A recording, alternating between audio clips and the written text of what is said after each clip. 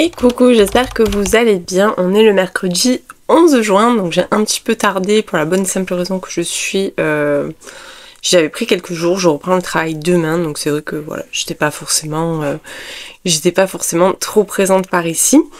En tout cas, je vous souhaite la bienvenue dans cette nouvelle vidéo. On va commencer tout de suite par les réceptions. Alors, j'ai reçu 2 livres en fin de semaine dernière. Oui, c'est ça, en fin de semaine dernière.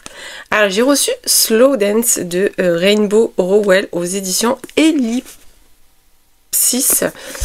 Regardez-moi ce beau jaspage.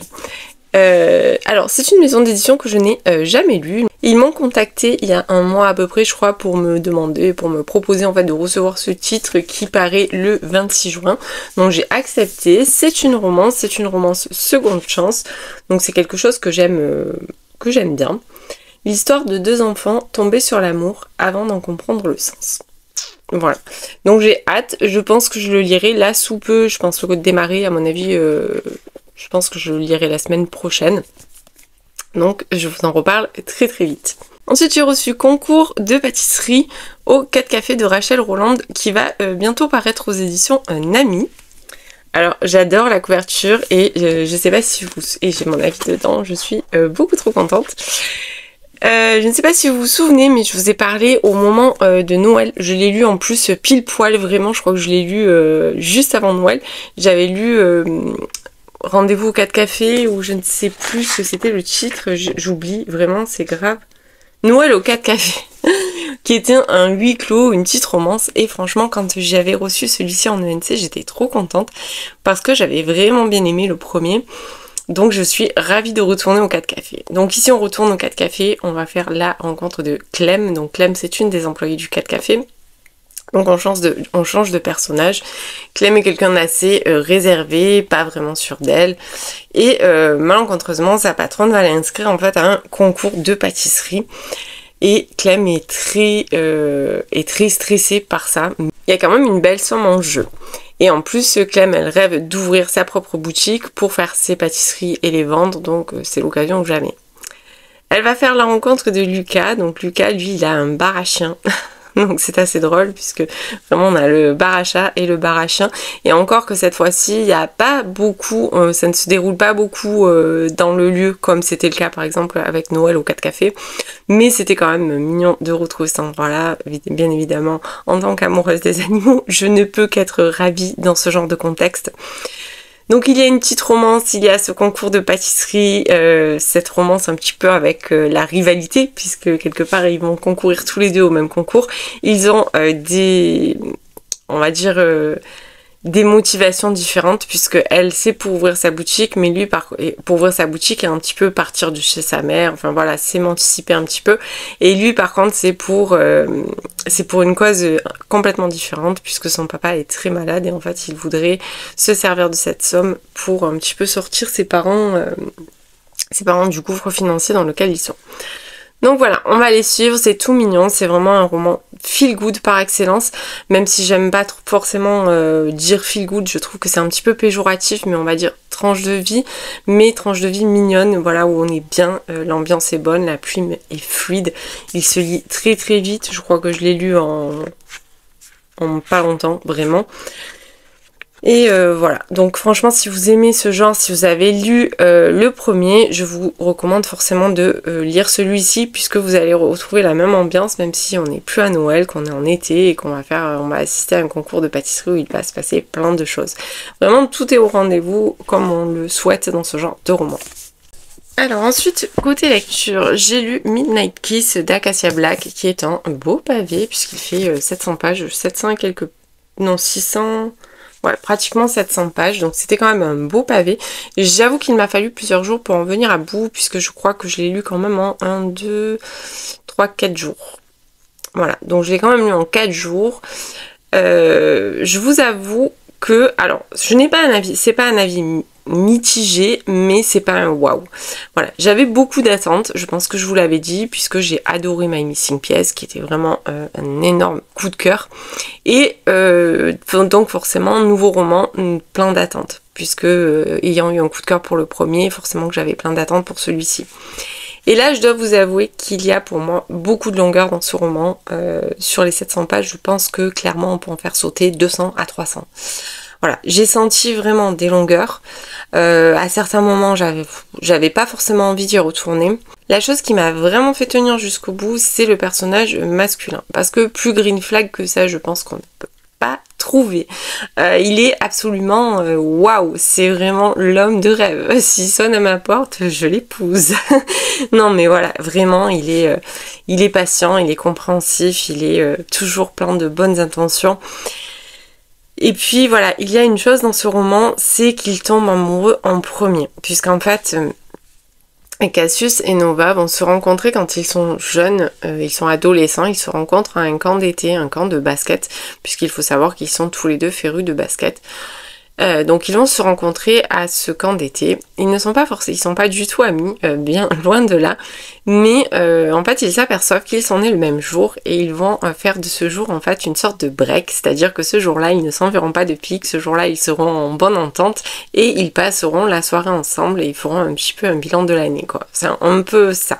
Donc c'est un petit peu un rendez-vous. D'ailleurs on a des chapitres en fait intercalés pendant toute l'histoire. En fait on a des chapitres intercalés pour leur birthday break. Je vais y arriver. Hein. Voilà. C'est tôt en fait, c'est 9h. J'ai pas vraiment l'habitude de vous prendre à cette heure-là. Et je vous avoue que je suis pas forcément... Je pense que je suis pas encore réveillée. Bon, bref. Donc voilà, on va suivre ça. On va suivre leur histoire, leur rencontre. Alors en fait... lui, il est tombé amoureux d'elle, on le sent, on le voit directement, il n'y a pas, je ne vous gâche, enfin je ne vous spoile rien, ça se ressent dès les premières pages, ça transpire. En fait, ce qui va se passer, c'est qu'à un moment donné, ils vont être pris dans une situation un petit peu embarrassante, bien que, voilà, j'ai pas vraiment, moi j'ai pas trouvé que c'était non plus très très embarrassant. Et en fait, ils n'ont pas le droit d'avoir de relations, puisqu'il y a un côté vraiment relation interdite, puisqu'ils sont dans le monde du basket et qu'ils n'ont pas le droit en fait d'avoir de relations avec les gens de leur même école, enfin bon voilà. Donc pour ça, ils vont monter un stratagème et se fiancer en vue de se marier pour faire croire que leur relation en fait est vraiment sérieuse. Sauf qu'en vrai, ils sont même pas ensemble. Voilà, donc on est vraiment sur un truc un peu fake. Et petit à petit, on va rentrer dans la relation, on va découvrir leur travers.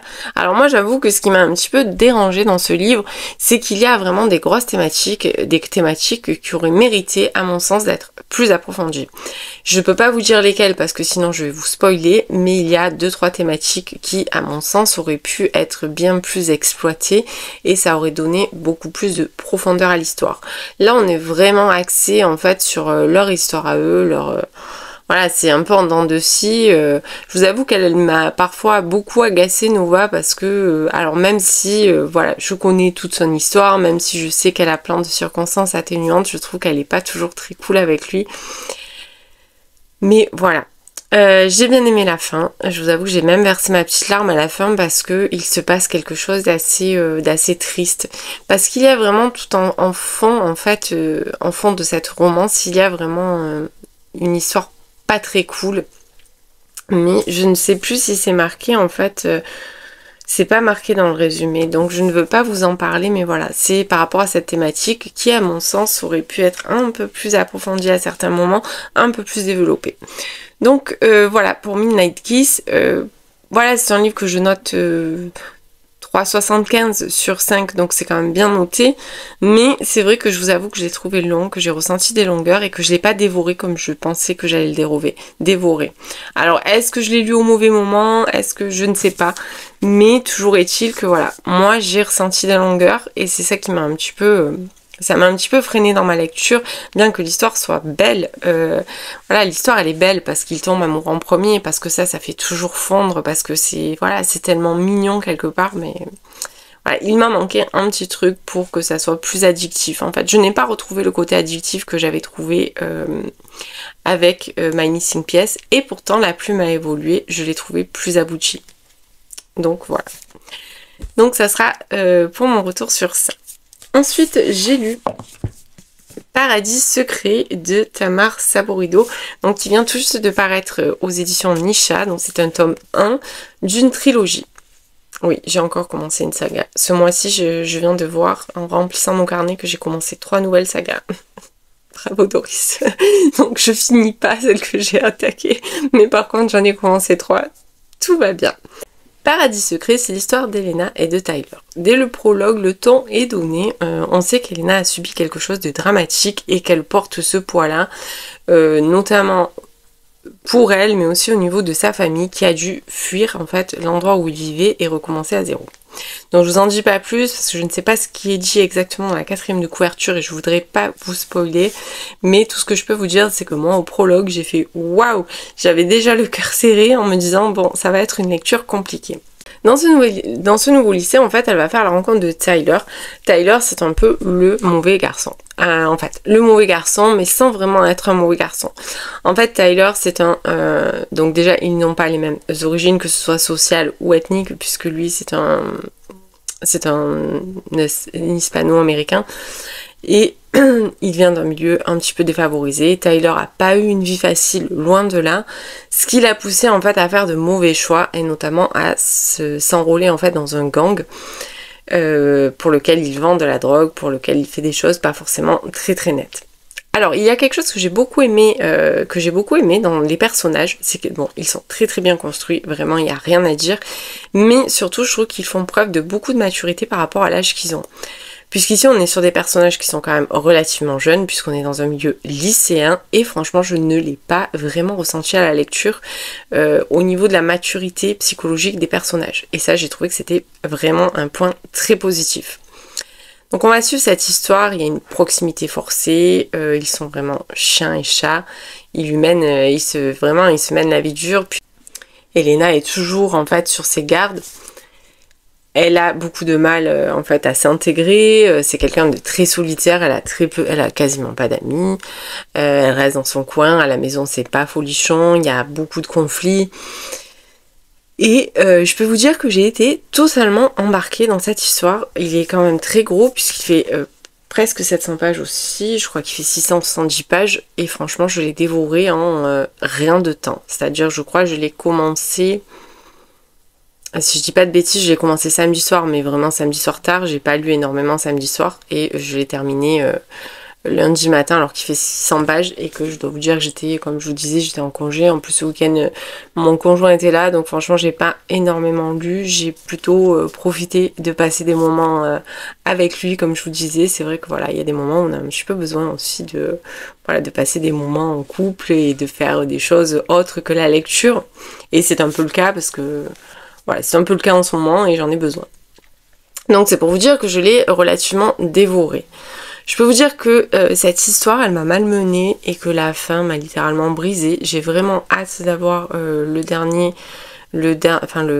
tome suivant parce que franchement, cette fin, elle m'a broyé le cœur.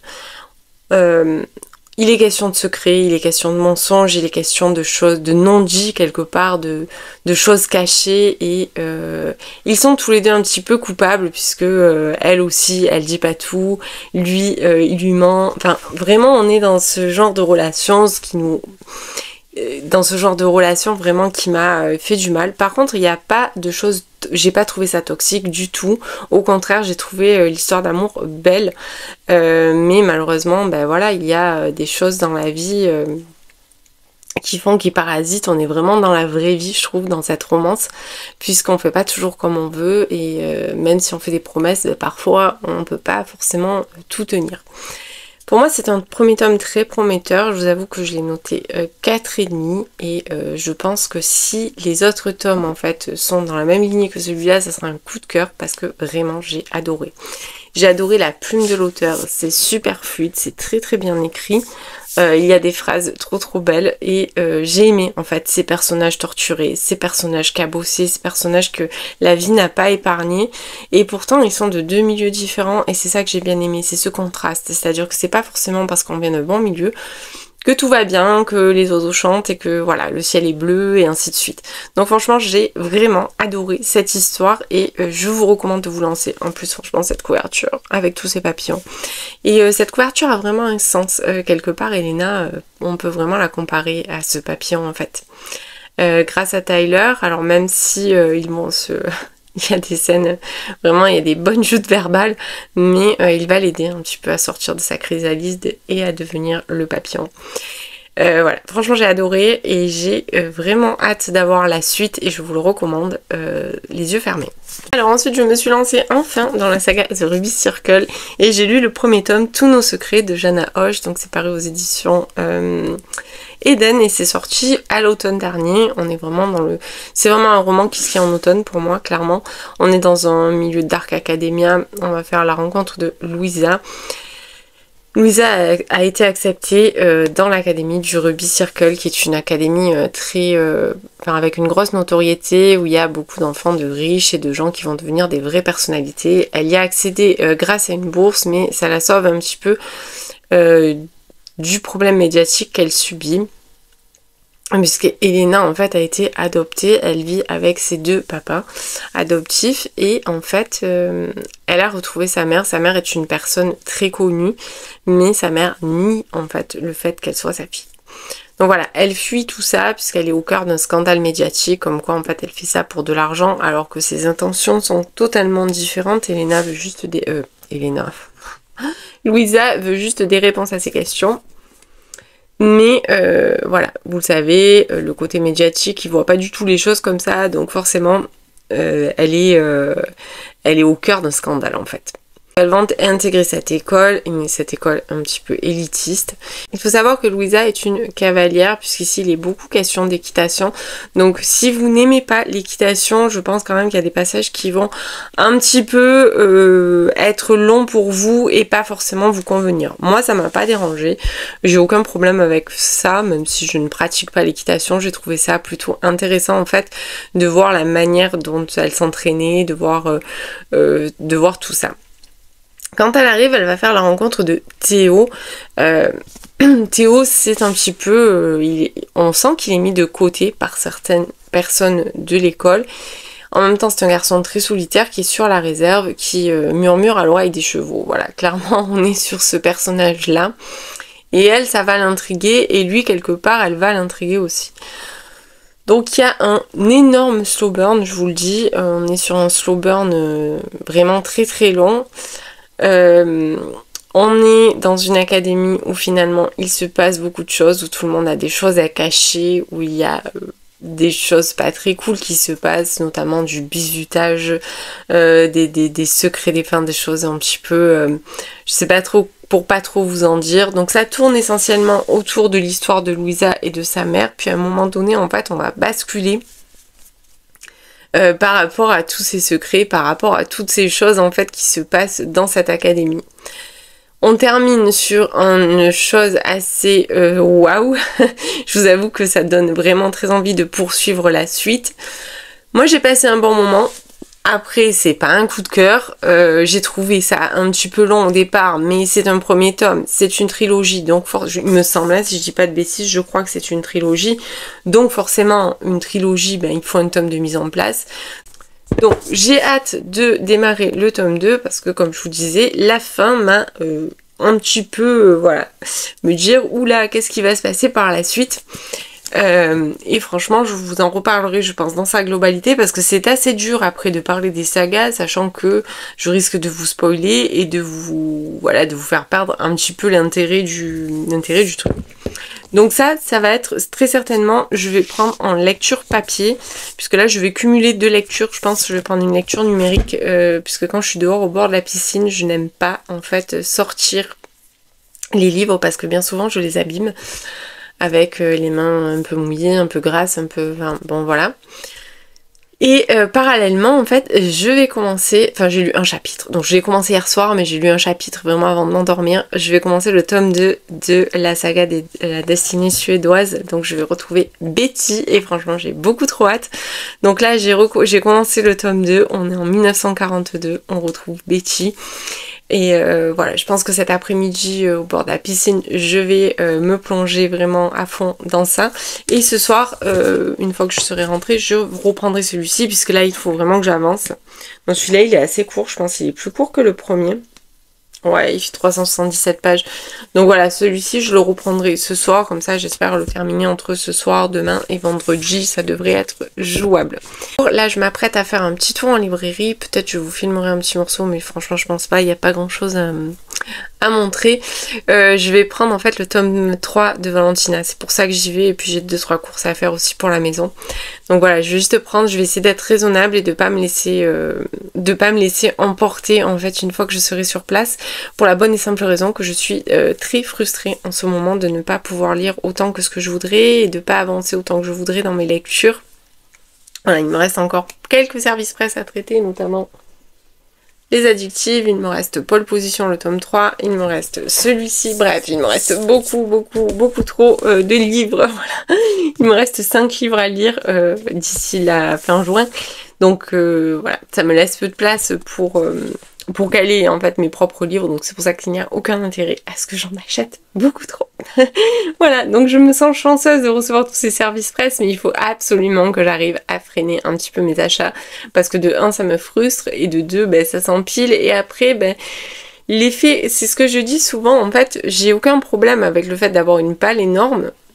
Voilà, je vis avec, maintenant je m'y suis fait, mais souvent en fait le souci c'est que quand j'achète les livres j'en ai vachement envie, et puis plus le temps passe en fait et moins j'en ai envie, donc forcément après ils restent sur la touche, et je sais qu'il y a des livres qui malheureusement ne sortiront jamais de ma palle. Alors quand c'est des livres poche, je culpabilise moins dans le sens où bon bah un livre poche il peut à un moment donné revenir sur le tapis et on peut retrouver l'envie de le lire, parce que c'est des livres qui vont rester un peu.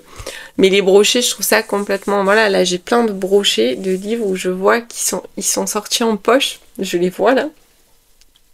Donc là j'ai une étagère entière de brochets. Et j'en ai plein en bas en fait. En bas c'est les achats de 2025, puisque là on est sur les achats de 2000... Enfin, les vieux achats quoi. Et je me dis, bon, c'est dommage quoi, voilà, ils sont déjà en poche et moi je les ai toujours pas lus. Bon, enfin bref, je divague complètement, je vous ai raconté ma vie pour rien.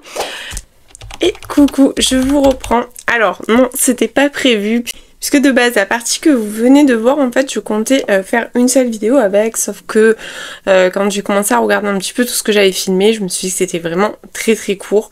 Donc, ben voilà, du coup on prolonge, vous n'avez pas eu de vidéo vendredi dernier, mais je pense que vous aurez celle-ci du coup en avance. Parce que là pour le coup d'avoir attendu, j'ai pas mal de choses à vous montrer. Alors notamment des réceptions, j'ai fait pas mal de réceptions la semaine dernière. Alors on commence tout de suite parce qu'il y en a quand même pas mal, donc on va éviter de s'étaler pendant trop longtemps. Et j'ai aussi 2 retours lecture à vous faire. Alors j'ai reçu La fille du Highland, donc destinée suédoise, le tome 1 dont je vous ai parlé dans mon précédent blog, la fameuse saga suédoise, donc il nous parle de Betty. Donc je l'ai reçu puisque je vous ai dit je l'ai lu en version numérique. D'ailleurs c'est toujours en libre accès en fait sur Amazon si vous avez l'abonnement Amazon, l'abonnement Prime. Donc voilà, c'est pour ça que j'en ai profité, puisqu'en ce moment je lis beaucoup en numérique, c'est plus facile pour moi au niveau des yeux. Donc bref. Et dans la foulée, j'ai lu le tome 2, et le tome 2 je me le suis acheté, je ne l'ai pas demandé en service presse puisqu'ils m'ont déjà gentiment envoyé le tome 1, j'ai le tome 4 aussi, et j'ai commandé le tome 3. Donc j'ai lu le tome 2, ça fait partie, donc je l'ai acheté, celui-ci samedi quand je suis allée en librairie, et je vous en parle tout de suite après puisque ça fera partie des retours lecture. Mais une chose est sûre, c'est que je suis définitivement complètement fan de cette saga. Donc ça faisait longtemps que j'avais pas lu vraiment de saga familiale avec un petit fond historique, des choses comme ça faisait très longtemps que j'avais pas lu ce genre de choses, et mais qu'est-ce que j'ai bien fait de me lancer dedans. J'ai hésité parce qu'il y avait quand même 3 tomes à rattraper, mais franchement j'ai trop bien fait parce que je me régale. Donc ensuite j'ai reçu Il était un loup d'Aka Benedict aux éditions Charleston, donc il est sorti la semaine dernière. Donc celui-ci me faisait vraiment de l'œil. Alors pour plein de raisons. La première, cette couverture, j'adore, je suis vraiment beaucoup trop fan. La deuxième, c'est l'auteur, Aka Benedict, j'adore. Donc si vous avez suivi un petit peu, elle a publié 3 Cozy Mystery en fait au moment de Noël. Donc c'est des Cozy Mystery de Noël. Donc il y avait le premier qui ressemblait vraiment à un jeu, voilà, c'était vraiment un truc d'énigmes où il y avait des énigmes dedans. Il y a que celui de l'année dernière que j'ai dans ma pile à lire mais que j'ai pas eu le temps de lire, donc je le lirai cette année en période de Noël. Mais quand j'ai vu qu'elle sortait un thriller avec des contes dedans, il me le fallait, c'était obligatoire, donc j'espère arriver à le caser rapidement. Mais regardez cette couverture, vraiment je suis beaucoup trop fan. Donc franchement, j'ai beaucoup trop hâte. Je vous lis pas la 4e de couverture parce que j'ai pas mes lunettes et que je n'y vois rien. Donc voilà, comme d'habitude, hein, vous m'en voudrez pas. Ensuite, j'ai reçu de la part des éditions Nisha, La Reine Enchantée, qui sort à la fin du... je sais plus s'il sort le 19 ou le 26... mais il sort avant la fin du mois de juin, ça c'est sûr, de Marine de Cadenet. Regardez-moi cette couverture avec cette couronne, j'adore, je suis beaucoup trop fan. Donc là on est sur une romantésie, la vengeance d'une princesse bafouée. Donc j'ai beaucoup trop hâte aussi, même si c'est encore un beau pavé. En ce moment, j'ai vraiment la sensation d'enchaîner les pavés, donc il fait 600 pages. Donc je pense que celui-ci, je lirai la semaine prochaine, pas avant, mais j'ai hâte de le découvrir. Ensuite, j'ai reçu de la part... Oui, ça fait un peu à la chaîne. Je suis désolée, mais j'ai beaucoup trop de choses à vous montrer. J'ai reçu Monsieur Walker et moi de Rosa Lucas, donc qui va paraître aux éditions Eden. Donc lui, il sort le 26. Et bon, là, je pense qu'on est sur quelque chose d'assez spicy. Voilà, on est sur un truc un petit peu comme ça, une romance dans le même esprit. Je pense que la saga, ça la s'use. Je pense. Hein, peut-être je me trompe, mais voilà, je vois ça un petit peu comme ça. La couverture est vraiment très jolie, très réussie. Alors, au niveau des réceptions, j'avais aussi une enveloppe dans la boîte. Donc, j'ai préouvert pour pas faire trop de bruit. Donc, je sais absolument pas ce que c'est. Mais alors, vraiment absolument pas. Ah, d'accord. Alors, ça me vient des éditions HarperCollins. Alors, je vous les montre parce que je les ai vus passer, je crois, sur le site d'HarperCollins. Donc, il s'agit de la rentrée littéraire de septembre. Donc, celui-là, je savais qu'on allait le recevoir. Comme l'oranger amer, donc ça fait partie de la rentrée littéraire. La couverture est vraiment très jolie. Et la saga sicilienne Phénomène en Italie. Donc je sais pas du tout quand ça sort. Je sais pas si ça sort fin août ou début septembre. Mais je vous en reparlerai. Je pense que là ça n'a pas grand sens. Et j'ai réussi. Donc c'est de Milena Palminteri. Là, je vous le remontre. Et il y avait également dans le collier, donc là c'est HarperCollins, c'est pas la collection Au gré du monde, Ce que je vole à la nuit de Rebecca Benamou. Oh, ça m'intrigue beaucoup ce titre. Il a l'air très court. Bon, c'est vraiment le type, ça c'est vraiment, enfin à mon sens en moi, j'en lis quasiment pas, j'en lis rarement des romans de rentrée littéraire. Mais voilà, très court, c'est vraiment voilà, très court, très espacé à l'intérieur. Donc je le découvrirai avec plaisir et je vous en reparlerai bien évidemment. Donc au niveau des réceptions, on a fait le tour. Je pense que c'était déjà pas mal. Par contre, j'ai fait un petit achat en plus du tome 2 de la saga suédoise. J'ai acheté Atmosphère de Taylor Jenkins Reid. J'avais beaucoup trop hâte, vraiment. Je sais pas quand c'est que je vais le lire, mais là, sous peu, c'est sûr. Alors je pense que vous avez pu passer énormément de retours. Pour moi, c'est une auteure incontournable. Vraiment depuis que j'ai découverte. Donc je l'avais découverte avec Les Sirènes de Malibu. Derrière, j'ai lu Les Vrais Amours l'année dernière, qui est disponible en poche aux éditions 10-18 depuis que celui-ci est sorti. Ensuite, j'ai enfin découvert Les 7 maris d'Ebnigo et pour ne rien vous cacher, je me suis commandé Daisy Jones and the Six. Je veux absolument le découvrir. Je ne sais pas quand c'est que je vais le lire, mais voilà. Moi, pour moi, cette auteure, vraiment, elle est devenue une de mes auteurs préférées, incontournable. Vraiment, j'adore. Parce que, quel que soit le sujet, en fait, qu'elle aborde, donc là, on est apparemment dans tout ce qui est astronomie. Mais pour moi, quel que soit le sujet qu'elle aborde, en fait, je suis happée. Voilà, j'arrive pas à faire autrement. Je suis littéralement happée. Pourtant, c'est pas toujours forcément des sujets qui m'intéressent, mais ça match à tous les coups. Je me suis également pris le tome 2 de Valentina, le tome 3 pardon de Valentina quand je suis allée en librairie, mais je l'ai pas là. Il est il est en bas et j'ai vraiment la flemme de ressortir. Donc voilà, dans tous les cas, je sais pas quand c'est que je vais le lire, celui-là non plus. On en revient toujours à la même discussion, c'est que je suis frustrée en ce moment, j'aimerais faire que lire, en fait, avoir du temps pour lire, avoir encore plus de temps pour lire. Mais bon, c'est pas possible, donc bref. Un petit point lecture de ce que je suis en train de lire en ce moment. Donc j'ai pas du tout tenu mes engagements puisque je devais commencer celui-ci et commencer le tome 2 de The Ruby Circle. Et puis finalement j'ai commencé celui-ci, que j'ai d'ailleurs fini. Et j'ai commencé le tome 3 en fait de la saga du dernier conte d'Axian Chill, Perle Bleue, paru aux éditions Hugo. Donc vraiment les couvertures elles sont trop jolies. Je suis beaucoup trop fan. Alors là c'est vraiment, on est vraiment en plein dedans. Au niveau de la couverture quand on lit le livre, donc je suis presque à la moitié. Je le lis en parallèle, donc c'est pour ça que j'ai pris mon temps puisque je l'ai commencé en fait en même temps quasiment que celui-là, mais je lis un peu tous les jours. Alors pourquoi, je vais vous expliquer pourquoi, tout simplement parce que déjà je le lis avec Aurélie, qu'elle aussi a des lectures en parallèle et qu'on veut essayer d'être un petit peu raccord pour pouvoir en discuter, parce que le but d'une LC c'est quand même de pouvoir échanger et que s'il y en a une qui termine avant ou qui trace et que l'autre elle reste sur le carreau, forcément on a du mal à échanger. Et donc voilà, donc c'est notre lecture parallèle, donc on avance un petit peu chaque jour et on fait un petit point tous les soirs. Et ensuite, j'ai commencé celui-là, je le lis en numérique, mais j'ai lu déjà, je crois, presque 25%, j'adore. Donc il s'agit de Our Gloaming Night de Margot de Bortoli. J'adore, vraiment, je suis totalement happée. Donc je ne connaissais pas la plume de l'auteur, puisque j'ai son premier, je sais pas si c'est son premier, mais j'ai dans ma pile à lire Too Young, qui va d'ailleurs sortir aux éditions Addictive en version collector. Donc on est sur c'est une romance avec un âge gape et je pense un petit côté interdit, enfin je ne sais pas trop, bon je l'ai jamais lu, bref. Mais là j'ai commencé celui-ci. Alors pour tout vous dire, quand je l'ai choisi, j'ai trouvé la couverture trop jolie et je me suis fiée au nom de l'auteur, puisque Too Young a eu quand même pas mal de succès et je savais qu'il le rééditait en collector. Donc je me suis dit, quand j'ai vu le nom de l'auteur, je l'ai choisi, j'ai adoré cette couverture, je la trouvais hyper flash, mais je savais pas de quoi ça parlait. Hein. J'avais pas lu, j'ai absolument pas lu la 4e de couverture, je ne l'ai même pas survolée.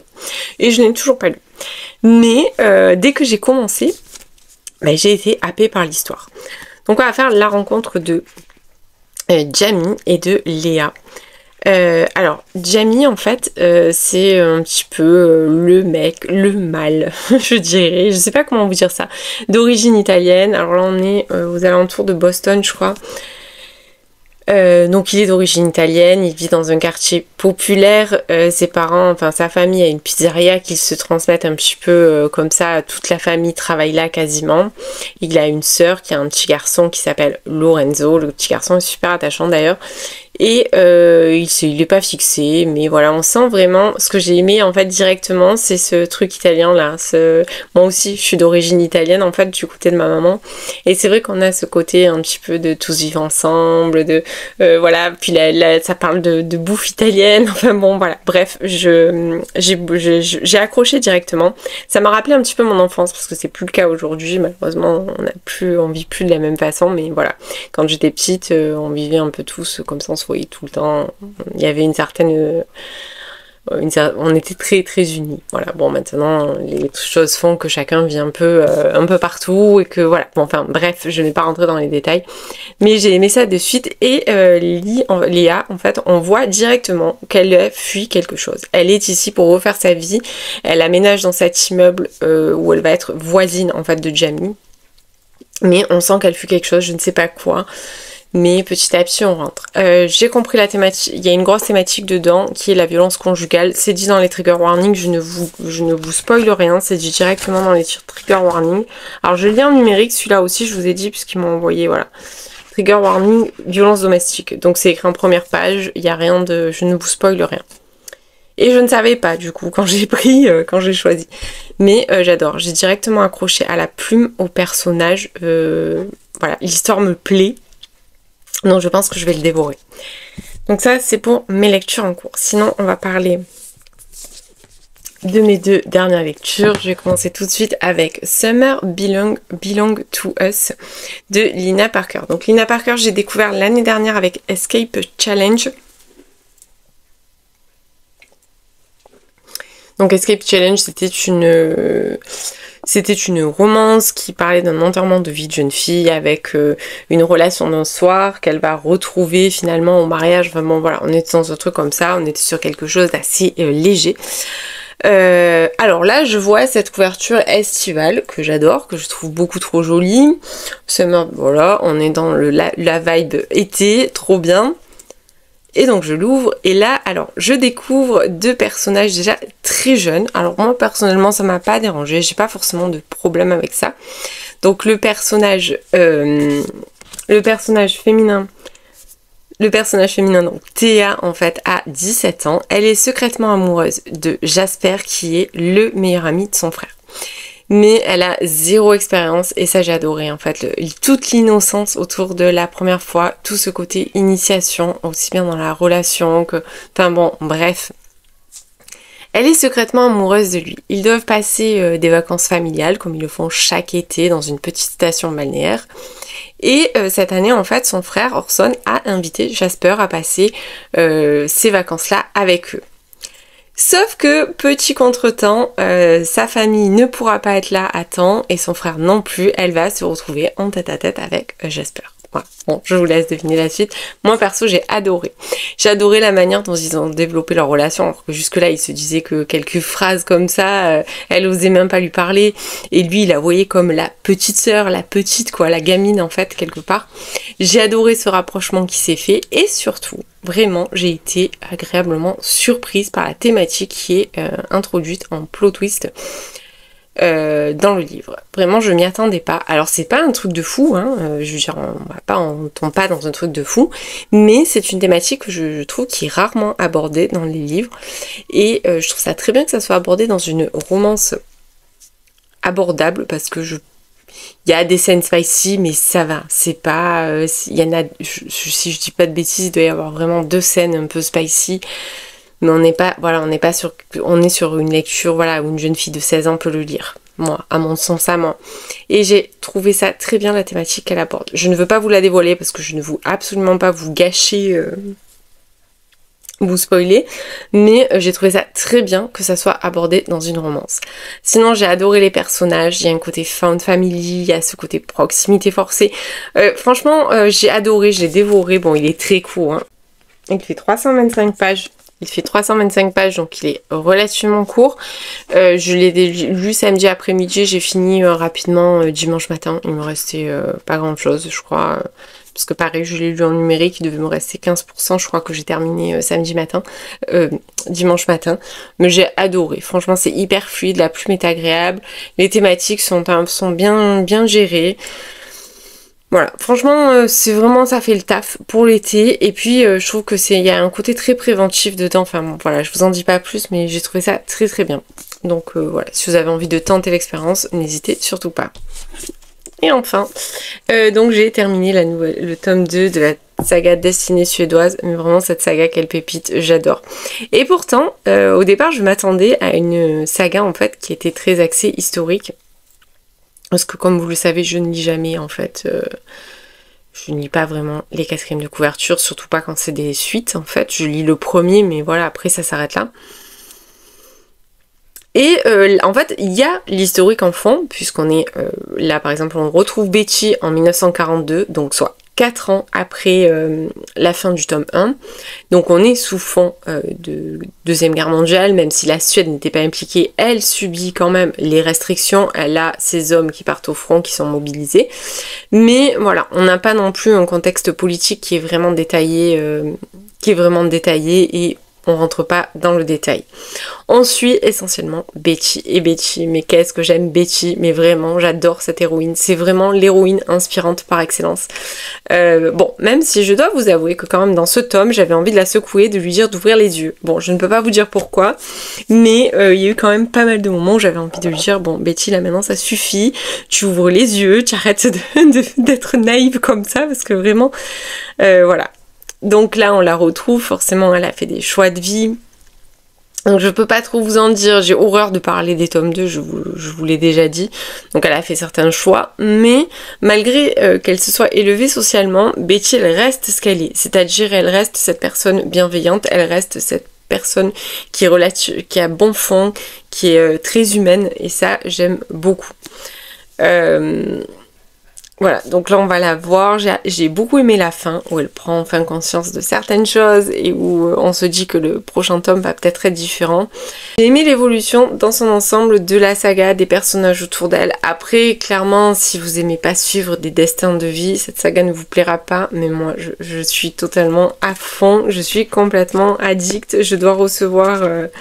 Là j'ai commandé La Ritournelle des Rêves et je suis là donc dans ma pile à lire que les éditions HarperCollins m'avaient gentiment envoyé.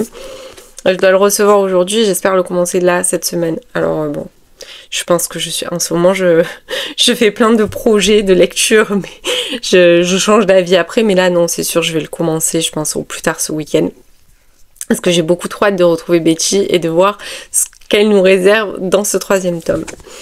Donc voilà, ça c'était pour les retours que j'avais à vous faire. Et en fait je vais clôturer ici parce que là pour le coup ça va faire une vidéo correcte au niveau de la longueur. Donc vous l'aurez sûrement avant vendredi, je pense que vous l'aurez mercredi, si j'arrive à faire mon montage et à la mettre en ligne, parce qu'en ce moment j'ai des gros problèmes de réseau internet. Mais le but étant que vous l'ayez mercredi, et après on se retrouvera le vendredi d'après. Je vais essayer de reprendre un rythme normal, mais je ne vous garantis rien. En attendant, j'espère que cette vidéo vous aura plu, même si elle est un petit peu décousue, même si voilà, la première partie en fait, on sent que ça va être une vidéo complète et puis que ça s'arrête et ça reprend, mais bon, c'est pas grave. Si vous êtes arrivé jusque là, ben je vous dis un grand merci. N'hésitez pas à me mettre un petit papillon en commentaire pour me dire que vous êtes arrivé jusque là. J'espère que je vous aurai donné plein d'idées lecture et n'hésitez pas à me dire ça en commentaire. Et comme d'habitude, je vous dis à la semaine prochaine.